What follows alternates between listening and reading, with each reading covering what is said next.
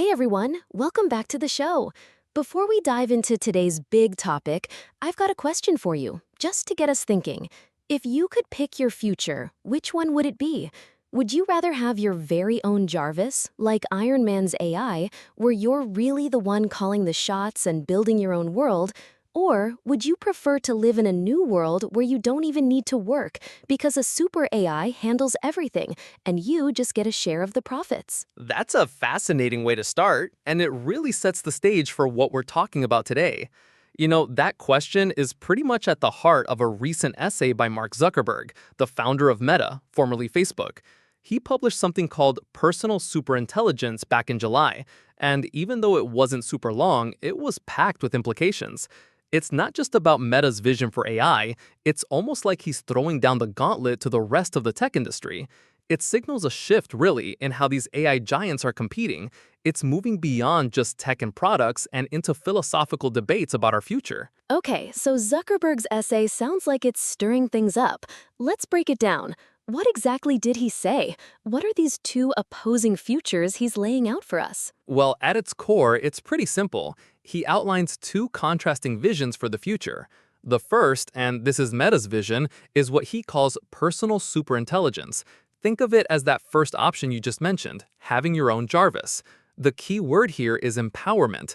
Zuckerberg believes that in the future, every single person will have their own deeply understanding AI. This isn't just a basic tool, it's a true companion. It helps you achieve your life goals, become the person you want to be. It's that Jarvis idea, but for everyone. In this future, you're still the driver, and AI is simply your co-pilot. It makes you faster, stronger, smarter, but you always have your hands on the steering wheel. You're in control. So, how does he envision this personal superintelligence actually happening? Is it just software, or does hardware play a role? That's a great question, and he's thought about it. Zuckerberg suggests that personal devices, especially smart glasses, will become the primary way we interact with these AIs. Through these glasses, the AI can see what you see, hear what you hear, and interact with you 24/7, becoming deeply integrated into your daily life. Imagine being in your office, right? Same old environment. But what if you could just tell your smart glasses, hey, change my office view to a beach, or turn all my colleagues into rubber duckies? Zuckerberg believes that human progress comes from individuals constantly pursuing their dreams, and this AI would be the ultimate enabler for that kind of personal exploration and growth. That sounds pretty wild, but I can see the appeal. Now, you mentioned two opposing futures. What's the other one? The one Zuckerberg says others are advocating. Right, the other vision, which Zuckerberg attributes to others, is centralized automation. The core idea here is total provision. This future involves building one, or perhaps a few, extremely powerful central super AIs. These AIs would autonomously handle all valuable work in society, from production to resource allocation. And what about us humans? We'd live off a basic income or universal basic income provided by the super AI. The philosophical foundation for this vision is the belief that by concentrating power, you can solve all global problems and then fairly distribute the benefits to all of humanity. Okay, so you've got personal empowerment versus a kind of benevolent AI dictatorship. That's quite a choice. And it begs the question, who are these others Zuckerberg is talking about, who supposedly champion this centralized automated future? I mean, it sounds like he's calling someone out without naming names. So let's play detective. Who are the key players in the AI space right now, especially in the US? And what are their actual philosophies? Absolutely. Let's turn into detectives. In the US, the main AI players are Meta, OpenAI, Google's DeepMind, Elon Musk's xAI, and Anthropic. Each of them is driven by their founders' unique values and visions, which leads to some very different paths. Let's start with Meta, since we've already touched on them. We can really label them as the champions of individualism. Their vision, as we discussed, is about creating an AI that's a constant, personal companion, like smart glasses. Their strategy is all about personal empowerment, emphasizing individual choice and free will. This aligns very well with a lot of mainstream American culture.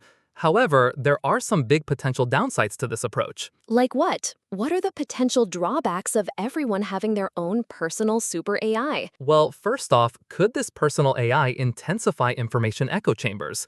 If your AI only caters to your goals and preferences, we might end up living in increasingly isolated personal worlds, cut off from different perspectives. Second, if every individual's AI is focused solely on personal objectives, it could make achieving social consensus or collective action much harder. And third, perhaps the biggest one, privacy. For an AI to truly understand you on a deep level, you'd have to grant it unprecedented access to your most intimate data, continuously. So how Meta will assure us that our privacy is safe while offering this convenience is a huge challenge. Those are definitely valid concerns. Okay, so Meta is about the individual. Who's next on our list? Next up, we have OpenAI, the company behind ChatGPT. Their label would be AGI plus universal income. OpenAI's official mission is crystal clear: to ensure that artificial general intelligence, or AGI, benefits all of humanity. Sam Altman, their CEO, has publicly stated many times that once AGI is achieved, automation will drastically boost productivity. To handle the potential disruption this causes, he believes we'll need universal basic income, UBI, to redistribute wealth. He even wrote a personal blog post in 2021 where he talked about how, as AI creates even smarter AIs, many costs could approach zero. So he proposed an American equity fund concept. Basically, a national fund financed by taxing companies above a certain market value, with all citizens over 18 receiving annual distributions in the form of stock and cash directly in their accounts. Now, doesn't that sound familiar? It sounds exactly like Zuckerberg's centralized automation plus universal basic income model. So it's safe to say Zuckerberg's essay was largely aimed at OpenAI. Precisely. OpenAI is almost certainly one of the primary targets of Zuckerberg's criticism. But of course, OpenAI's vision also has its potential problems. Firstly, who controls the central AI? Concentrating so much power could lead to significant issues. Secondly, in a world where everything is provided for, what's the meaning of human life? While a centralized super AI might solve poverty, it could also strip away humanity's goals and sense of purpose. These are profound questions we need to think about. Heavy stuff. All right, who's the third player in this AI game? Our third player is Google and its DeepMind division. We can call them the pragmatic ecosystem empire. If Meta's vision has a consumerist flavor focused on social and daily life, Google's goal is to use AI to tackle humanity's biggest challenges: curing all diseases, discovering new energy sources, understanding the mysteries of the universe, and so on. Their primary pursuit is scientific truth, not personal entertainment. For example, Google recently unveiled the AlphaEarth Foundation model. It's like a super intelligent Earth scanner that can quickly detect changes, like after an earthquake or flood, generating maps of affected areas and damaged buildings to help rescue teams. So Google's strategy leans towards pragmatism. They're not creating a personalized AI companion. They're building an AI-powered ecosystem, integrating AI deeply into all their products to make our lives and work more efficient. Their position is somewhere between Meta and OpenAI, a kind of mild centralized authority. Okay, so a more problem-solving, broad approach. What about Elon Musk's xAI, his company behind Grok? What's their philosophy? xAI's label is seeking truth. Musk's core philosophy is about understanding the true nature of the universe, and it comes with a strong anti-establishment and anti-censorship streak. He often argues that other AIs are too politically correct, and his goal is to provide more direct, unfiltered answers.